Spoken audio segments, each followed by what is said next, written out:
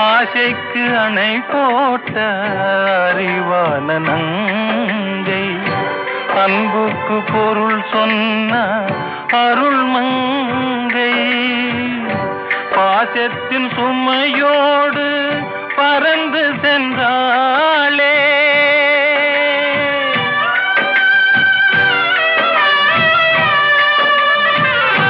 பாசத்தின் சுமையோடு பறந்து சென்றாளே, பழகும் குனையும் மறந்து சென்றாளே. கண்டதும் நினைவில் கொண்டதும் முடிவில் கதையாகி போனதடா,